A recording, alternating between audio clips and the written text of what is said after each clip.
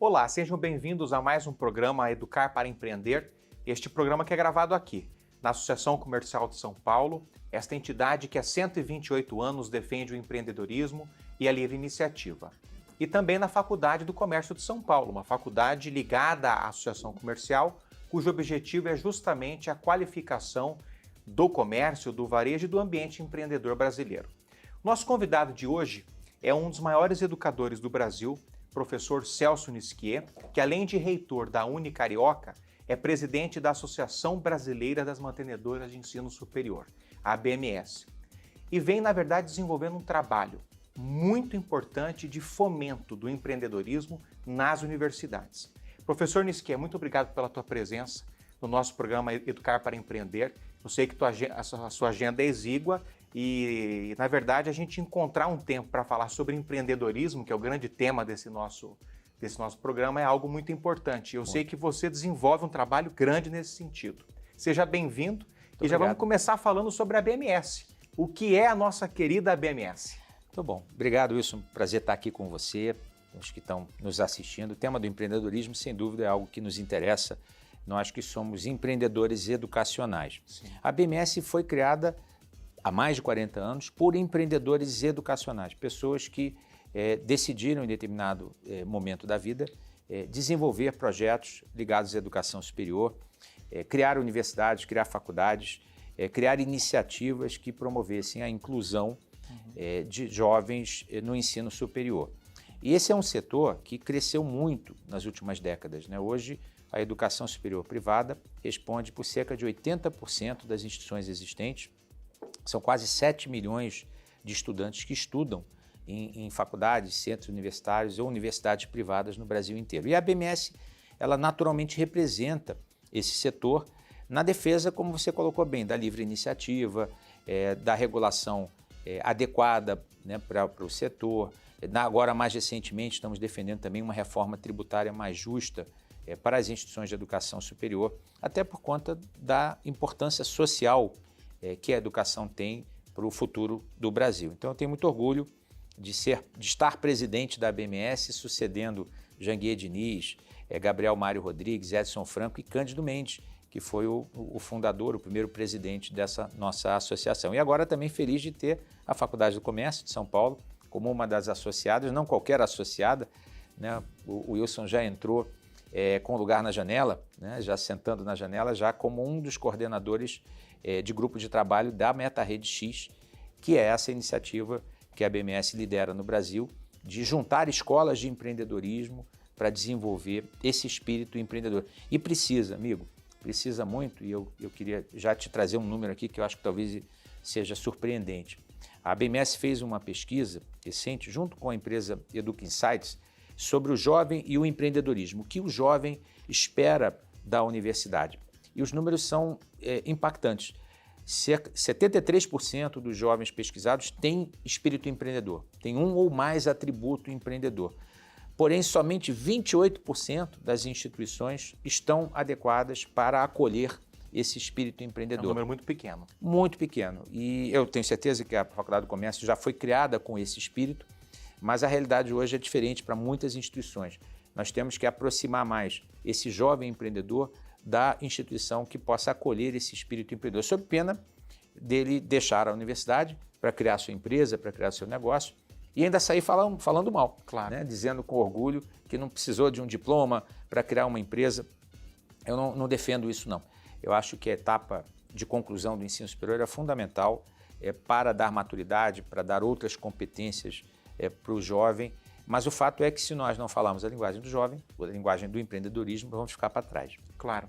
Bom, sobre essa questão da pesquisa que a ABMS fez sobre empreendedorismo nas universidades, a gente vai esmiuçar um pouquinho mais esse assunto depois, até porque estive com o Celso Nisquier num evento recente em Valência, na Espanha, o quinto Encontro Internacional de Reitores, onde o professor Celso Nisquier pôde falar sobre essa pesquisa, né? Fez uma palestra sobre essa pesquisa, muito exitosa, inclusive, que foi feita pela ABMS, revelando justamente dados de empreendedorismo nas universidades. Mas ainda sobre a ABMS, professor Celso Nisquier, eu gostaria de tratar de um assunto aqui que é muito importante, já que o nosso público é de empreendedores, que é justamente essa necessidade, não é, dos empresários terem uma entidade representativa. Né? Isso dá-se o nome de Public Relations, né? Ou relações públicas. Né?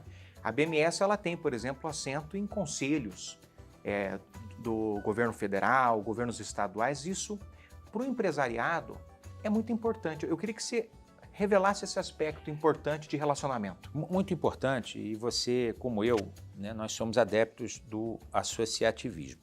Né? Nós acreditamos que juntos podemos fazer muito mais, seja em qualquer setor, na associação comercial, que é uma associação, na Associação Brasileira de Mantenedoras, que é a BMS.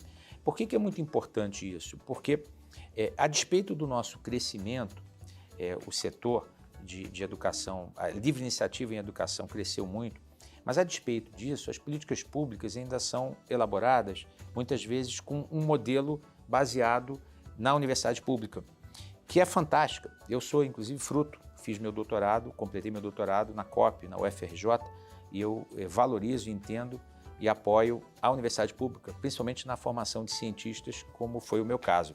Mas a verdade é que as políticas públicas precisam considerar as necessidades das instituições, como a FAC, como a Unicarioca, que eu dirijo, como as mais de 300 associadas da BMS.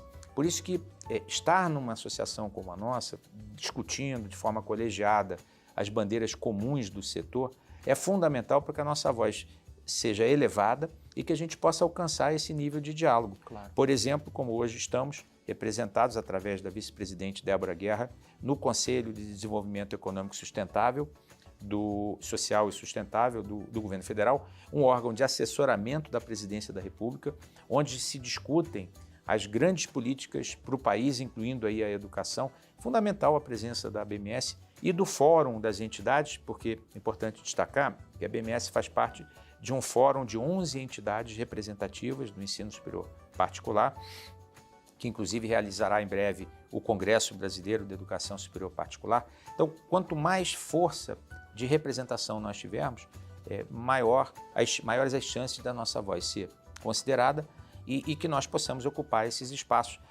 Também na discussão do Fórum Nacional de Educação, que vai discutir as novas metas do Plano Nacional de Educação. Nós estamos em grupos que discutem formação de professores, nós estamos discutindo também a regulação dos cursos de medicina, também regulação dos cursos de direito e enfermagem, psicologia, odontologia, EAD, todas as questões que têm a presença da associação, e é por isso que a gente sempre está convidando as instituições para que possam participar conosco desse movimento em prol de uma educação cada vez mais forte.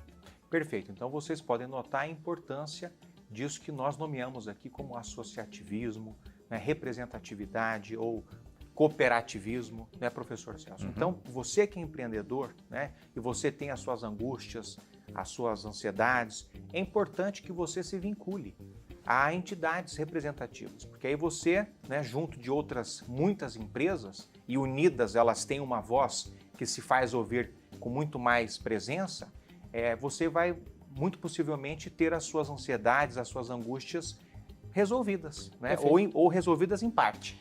E acho que faz parte de uma carreira bem-sucedida, e aí eu falo para esses jovens empreendedores que estão nos ouvindo, nos assistindo, você, em paralelo com o sucesso do seu empreendimento, você dá uma parte do seu tempo para esses movimentos de associação.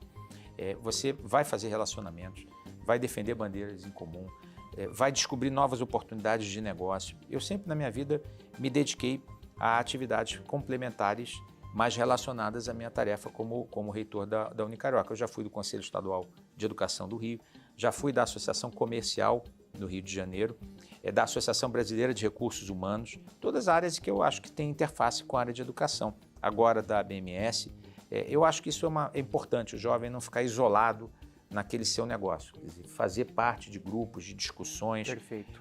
Isso, inclusive, cria propósito na vida, né? Porque na vida o propósito não é só ganhar dinheiro, né? É importante, claro, mas é fazer a diferença, é contribuir para um mundo melhor, é ajudar a deixar o mundo melhor do que quando a gente entrou nele, né? Com certeza. Eu acho que esse é o propósito de vida de muita gente. Então, esse é um apelo que eu também faço para que o jovem se associe a movimentos que deem força às suas atividades e às suas bandeiras. Concordo 100%, eu acho que isso dá propósito à vida humana. Perfeito. professor Celso Nisquet. A gente vai fazer um pequeno intervalo e na volta já vamos falar sobre aquele aspecto que a gente mencionou há pouco, a pesquisa da ABMS sobre empreendedorismo nas universidades. Maravilha.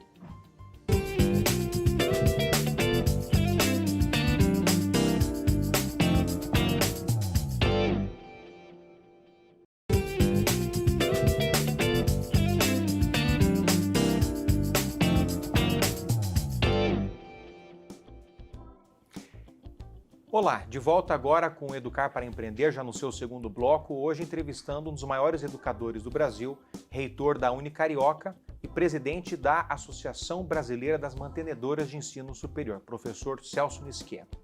Professor Nisquet, no último bloco nós falamos sobre uma pesquisa extraordinária que foi realizada pela ABMS, né, e com um propósito incrível que foi de verificar se de fato havia um ambiente propício para o empreendedorismo nas universidades, né? E você mencionou que o resultado foi de que apenas 28% das universidades brasileiras têm um ambiente propício ao empreendedorismo. Agora, a pergunta que eu lhe faço é a seguinte: na sua visão como educador, por que as universidades não criam um ambiente propício ao empreendedorismo? Olha, primeiro é importante destacar que a pesquisa foi muito rica ao identificar 4 tipos diferentes de empreendedor.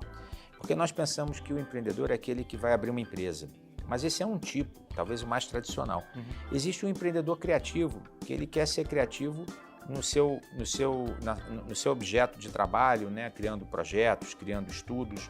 Há o empreendedor social, que é mais conectado com trabalhar em projetos sociais, né? Que tem um impacto na realidade, e há aquele empreendedor prático, né? Aquele resolvedor de problemas.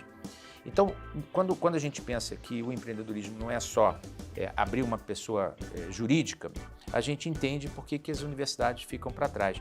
Porque as poucas que criam iniciativas ainda estão vinculadas àquela ideia de vou fazer uma disciplina de empreendedorismo e aí vou ensinar a teoria do empreendedorismo, né? Pegar o livro Segredo de Luiza, do Dolabella, e depois fazer uma prova em que ele responde tudo sobre aquele texto e ele está aprovado em empreendedorismo. Não é isso, né? Vocês sabem que não é isso. Isso afasta o jovem, porque ele sabe que não é isso. Ele não quer só abrir uma empresa, ele quer empreender na vida, ele quer ser protagonista da sua própria vida. O empreendedorismo tem a ver com se tornar protagonista da própria vida, até para uma carreira pública, até para uma carreira dentro de uma organização, não necessariamente para criar uma empresa. Como as universidades ainda estão vinculadas a essa imagem antiga da ideia de empreendedorismo, o jovem não fica sintonizado e ele muitas vezes se decepciona. O que o jovem quer, segundo a pesquisa, são projetos empreendedores. Ele quer atuar em projetos. Sabemos que existem instituições no Brasil, vou citar aqui o Instituto Mauá de Tecnologia, que tem projetos ligados às atividades complementares nas suas grades curriculares. E outras instituições vêm trabalhando, ainda são poucas, mas vêm trabalhando com essa ideia de vincular o jovem a projetos de aplicação prática. Existe uma dor, aliás, na verdade, o que é interessante, muitas instituições captam essas dores da comunidade. Né? Vão lá dizendo, o que está doendo aí, comunidade? Aqui a gente está faltando aqui um sistema para agilizar o posto de atendimento médico. Aqui estamos com um problema, aqui um valão aqui que precisa de uma ajuda aqui, de um projeto de engenharia e de saneamento. Então, muitas universidades vêm captando esses projetos e botando jovens para atuar, empreendendo em projetos que têm um impacto social. Esse é o perfil que o jovem quer ver. Ele não quer saber assim, aqui eu tenho uma sala bonita que eu vou criar uma startup. Isso também, mas o que ele quer, na verdade, assim, como é que eu posso resolver os problemas do mundo? E acho que as universidades ainda não compreenderam esse tipo de perfil de jovem empreendedor, que é diverso, que não é só um tipo de perfil, e não se prepararam para isso, apesar de existirem as condições para isso, porque os cursos superiores têm 10% de atividades complementares que podem ser usadas na parte prática, e agora também tem, através da curricularização da extensão, a obrigatoriedade de todos os cursos dedicarem 10% da carga horária em projetos de extensão, extensionistas ligados à comunidade. Então a legislação já permite que as instituições possam inovar e criar ambientes propícios ao desenvolvimento de projetos de impacto social. E é isso que a pesquisa mostrou e foi muito oportuno, porque essa pesquisa vai servir de base para que esse trabalho da Meta Rede X possa se desenvolver no Brasil com foco exatamente nessas instituições que ainda não estão preparadas. Perfeito. Bom, outro aspecto que eu quero tratar aqui com você, Niski, é justamente o seguinte: nós estivemos juntos nesse evento, né, o 5º Encontro Internacional de Reitores em Valência, e eu fiquei bastante, digamos assim, desafiado, né, enquanto educador, a de fato compreender o papel do professor neste momento do século XXI, né? Então nós vimos lá a palestra do inventor do www, Tim Berners-Lee, e também engenheiros do MIT, enfim, dizendo que hoje o papel do professor não é de competir com a máquina, porque ele não vai conseguir competir com a inteligência artificial, ele não vai conseguir competir com a Big Data, é humanamente impossível, né? Só que o professor tem sabedoria, coisa que a máquina não tem. A máquina pode ser inteligente, mas ela não é sábia, ela não tem vivência, experiência de vida. O professor tem, ao menos deveria ter, né? Então, muito se falou sobre esse papel do professor em formar valores humanos, não é? E isso já vem sendo estudado há muito tempo, já por estudiosos de RH, etc., que é o que se chama de soft skills. Queria entender isso que você que é um dos melhores educadores do Brasil, um líder da área, na sua visão, qual é o papel do professor do século XXI?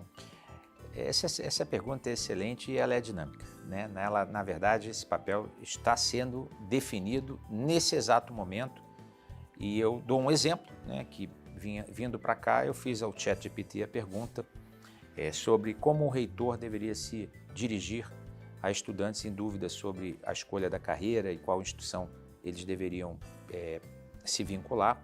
E eu recebi de volta um manifesto perfeito que eu poderia assinar embaixo, conclamando os estudantes a virem estudar na Unicarioca em especial. Qual é, assim, na minha visão, o papel do professor frente a esse enorme desafio que a tecnologia traz? É saber fazer perguntas e também ser o curador desses valores que você identificou. Porque um dos segredos de usar a ferramenta do ChatGPT é o que alguns já vêm chamando de engenharia de prompt.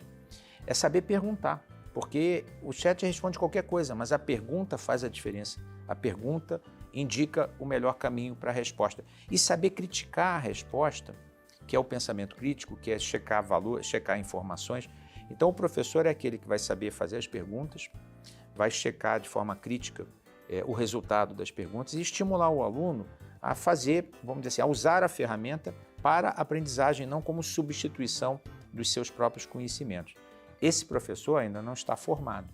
Não. Esse é o grande desafio e para o qual, inclusive, as instituições privadas de ensino superior podem contribuir, porque formam cerca de 70% dos professores do Brasil vêm de instituições privadas.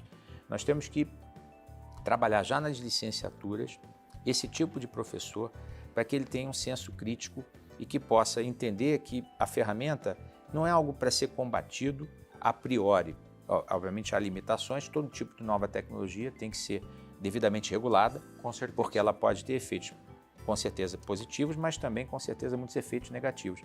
Mas o professor ele tem que ser aquele que vai usar a tecnologia para desenvolver o espírito crítico dos alunos, para saber fazer os alunos saberem perguntar, saber para onde olhar. Quer dizer, qual é o papel hoje de uma instituição de educação superior? Em primeiro lugar, ela tem que ensinar para onde olhar, né? A curadoria do olhar. Quer dizer, nós estamos realmente endereçando os problemas certos da sociedade. A universidade tem que saber olhar, ela tem que saber também construir soluções para os problemas da sociedade. E ela tem que saber, vamos dizer assim, entregar essa nova geração de jovens capazes de usar a tecnologia de forma saudável e socialmente responsável. Então esse é o desafio da universidade, do professor, mas eu diria que de toda a sociedade, porque uma universidade sadia representa uma sociedade sadia. Quando a universidade fracassa, seja porque não desperta o interesse do aluno, seja porque não sabe olhar, não sabe formular as suas questões e desafios. Porque ela é a grande provedora de recursos humanos, né? E de pensamento crítico, e de ideias, e de soluções. Claro. E eu vejo a universidade muito nessa linha, a universidade do futuro. Mais só do que formar uma mão de obra, que muitas vezes hoje o jovem vai direto no YouTube e faz o curso online, precisa ser esse lugar onde a gente pensa,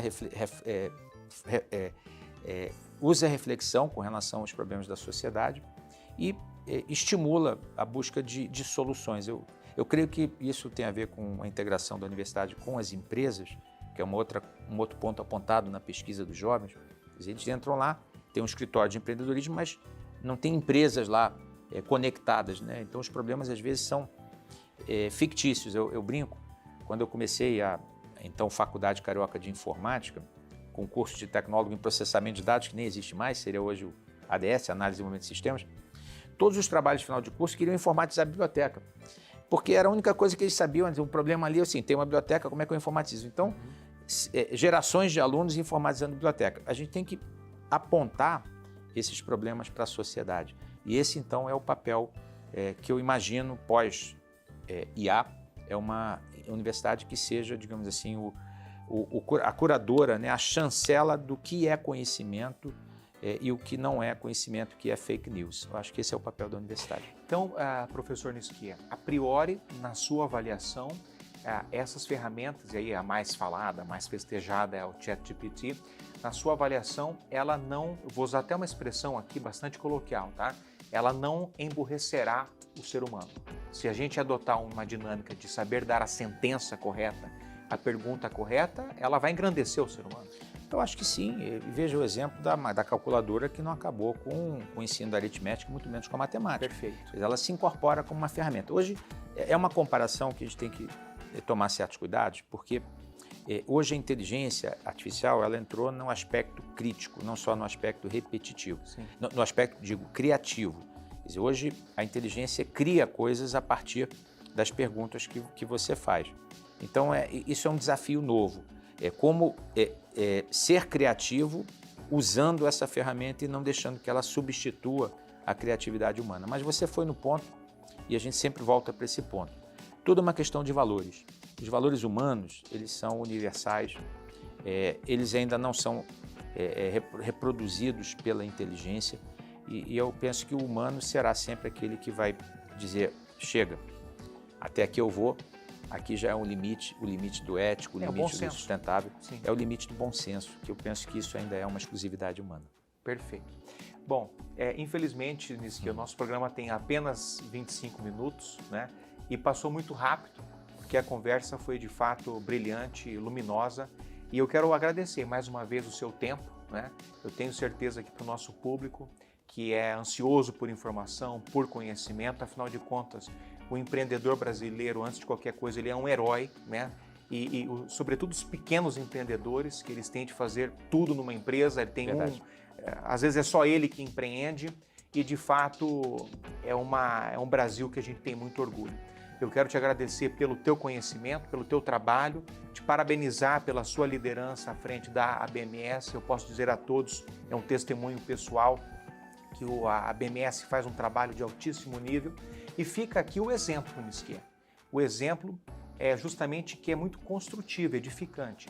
Que vocês que são empreendedores, e vocês têm as suas ansiedades, têm as suas dificuldades, se vocês se associarem a entidades representativas, pode ser que vocês encontrem respostas e que os seus problemas sejam sanados. Isso é um dado importante, que acho que é a grande lição que a gente passa para os pequenos empreendedores brasileiros. Nisquia, muito obrigado. Eu que agradeço pela oportunidade. Até o próximo programa Educar para Empreender.